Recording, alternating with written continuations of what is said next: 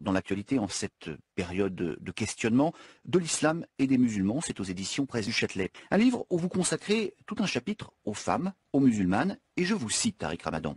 Dans de nombreuses familles, on décide parfois tout pour elles. Certaines se voient imposer le port du foulard, d'autres sont privées de l'accès aux études et au travail. Mariées, elles sont nombreuses à subir des traitements indignes et inhumains. La négligence, les insultes et la violence sont des réalités quotidiennes.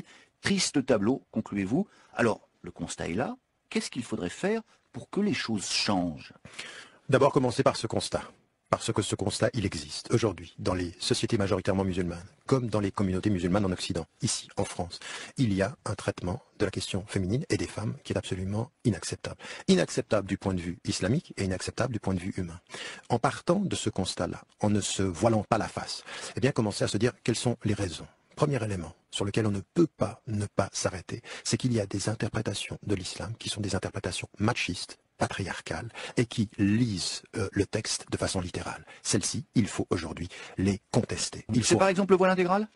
Le voile intégral, ou même la question du voile. La question du voile n'est pas ce par quoi on commence en islam. C'est la spiritualité, l'essentiel, c'est la prière, c'est le fait d'être avec Dieu, et ensuite porter le voile ou ne pas le porter, c'est une affaire qui concerne la conscience individuelle. On peut être une parfaite musulmane sans porter le voile. Bien sûr, très sincère, et c'est pour ça que je me suis opposé à des États qui imposaient le foulard, comme l'Arabie Saoudite ou l'Iran. Maintenant, quand une femme veut le porter et qu'elle s'accomplit là-dedans, je pense qu'il n'appartient à personne sur la surface de la terre de lui dire de l'enlever. Et donc, de ce point de vue, on a un travail à faire sur les références musulmanes. Tout ce travail qui consiste à dire 95% du discours musulman sur la femme a été produit par des hommes qui ne se sont occupés que de leur rôle. La femme en tant que l'épouse, en tant que la fille, en tant que la maman. Mais non, la femme en tant que femme. La féminité, la femme dans son autonomie. Ce discours-là manque. Et c'est pourquoi j'invite les femmes à faire ce travail, à devenir les interprètes des textes. Dans un autre livre que j'avais publié auparavant, je disais même que la lecture féminine des textes de référence est différente de la lecture masculine. Par définition. Mais vous croyez que l'islam peut changer ?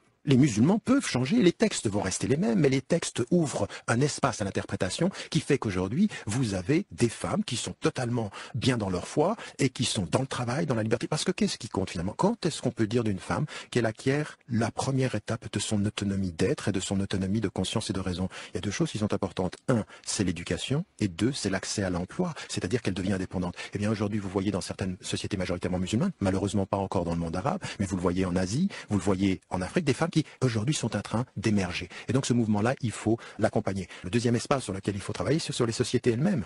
Et là, on doit faire un vrai travail critique sur comment les sociétés étouffent l'accès des femmes à l'éducation, empêchent l'accès des femmes. En Afrique du Nord, l'accès à l'éducation pour les femmes est parmi le plus bas au monde. Inacceptable. Ça ne peut être justifié par aucune référence religieuse. Et donc ceci, il faut le refuser. Ça veut dire que vous dites aux musulmanes, aujourd'hui, regardez le phénomène d'émancipation des femmes tel qu'il a eu lieu en Occident dans les années 70, prenez modèle, faites la même chose? Étudiez tout et choisissez votre voie. En d'autres termes, je ne pense pas qu'il y ait, en termes de civilisation, un seul modèle. Ce qui s'est passé en matière de libération des femmes, il faut l'étudier. L'étudier, ça veut dire acquérir de la connaissance pour se donner les moyens de sa propre libération. Moi, je ne veux pas d'imposition culturelle ou même coloniale. Non, nous ne devons négliger aucune lutte des femmes à travers l'histoire. C'est la lutte des femmes noires, la lutte des femmes blanches, la lutte des femmes partout. Il n'y a pas eu que la lutte des femmes en Occident, elle est partout. Donc prenons tous ces exemples-là et trouvons pour nous-mêmes les voies d'une libération d'une femme musulmane assumée, sujet de son histoire, autonome, et pour qui la voie est celle de sa propre autonomie. Merci Tariq Ramadan, merci de nous avoir accompagnés toute la journée sur France Info. On va évidemment envoyer à la lecture de ce livre qui vient de paraître, De l'islam et des musulmans.